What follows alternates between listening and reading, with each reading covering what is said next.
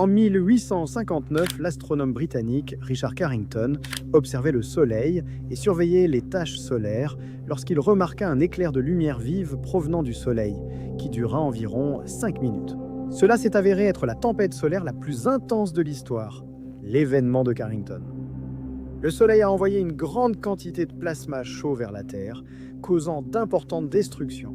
Les chercheurs d'or dans les Rocheuses se sont réveillés à 1 heure du matin, croyant que le Soleil s'était levé à cause de la vive aurore. Les systèmes de télégraphe du monde entier fonctionnaient sans être du tout connectés à l'électricité. Ils fonctionnaient simplement grâce à l'incroyable quantité de courant provoquée par l'événement. Des messages de New York à Pittsburgh ont été envoyés sans aucune électricité.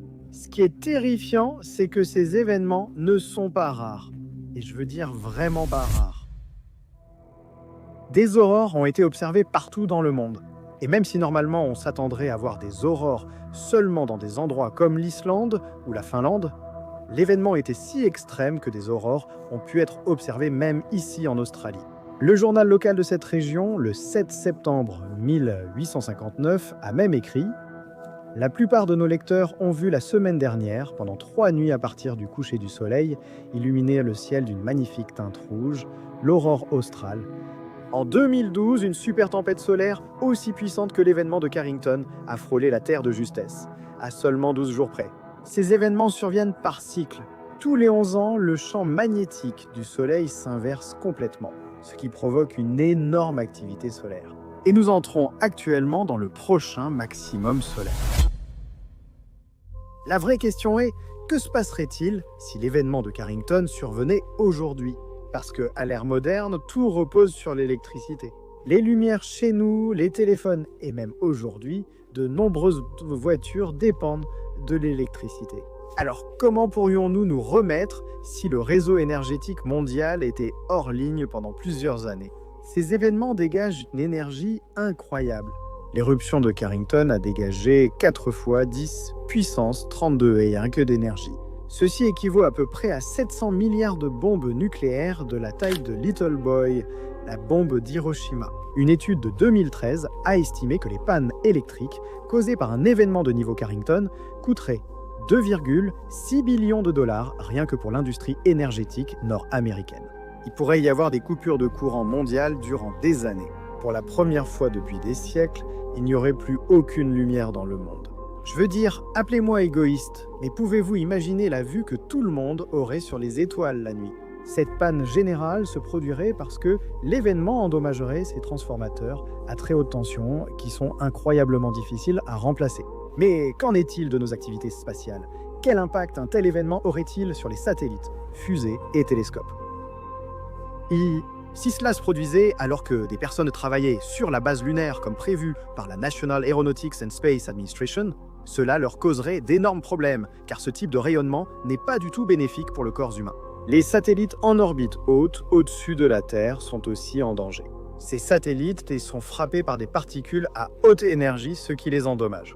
Et le plus effrayant, c'est que la plupart de ces satellites en orbite haute contrôlent nos communications et le système de positionnement global. Je veux dire, Starlink a déjà perdu pour 50 millions de dollars de satellites à cause des tempêtes géomagnétiques. Ce qui me fait encore plus peur, c'est que l'événement de Carrington, qui est la plus grande tempête solaire de l'histoire enregistrée, est en réalité relativement petit comparé à des événements plus anciens. Les scientifiques ont analysé les cernes des arbres de vieilles forêts comme celle-ci et mesuré le carbone 14 dans chaque cerne. Des pics dans les atomes de carbone 14 suggèrent qu'une super éruption s'est produite cette année-là. Ils ont relevé d'importants pics en 774 et 994.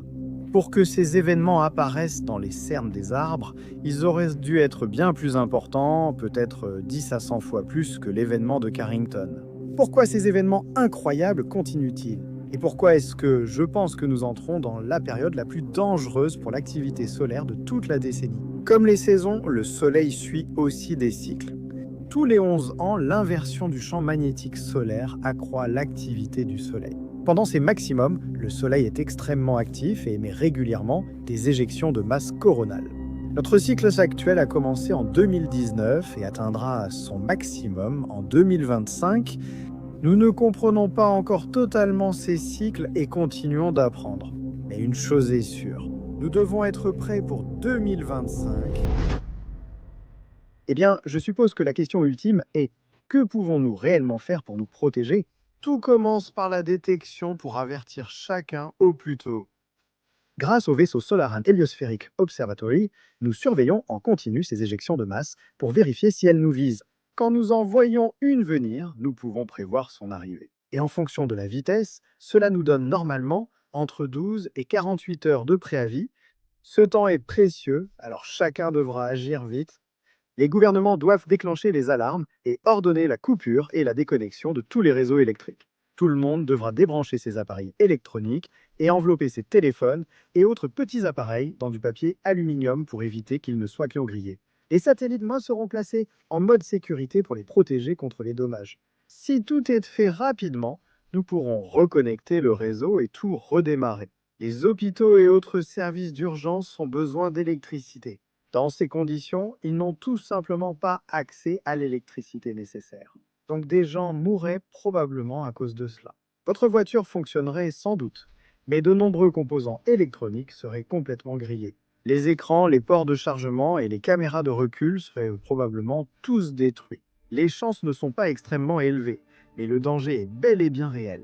Certains scientifiques pensent donc qu'il y a 12% de chances que nous soyons frappés par un événement de niveau Carrington dans les 10 prochaines années. Et nous sommes sur le point d'entrer dans la période la plus dangereuse ou maximum solaire. Si un astéroïde se dirigeait vers la Terre, tout le monde paniquerait. Mais ces phénomènes sont silencieux. Les tempêtes solaires frappent dans l'obscurité et représentent une menace pour le globe entier. Ce n'est pas une question de savoir si l'une d'elles nous frappera, mais quand. Quand cela arrivera, nous devons être prêts.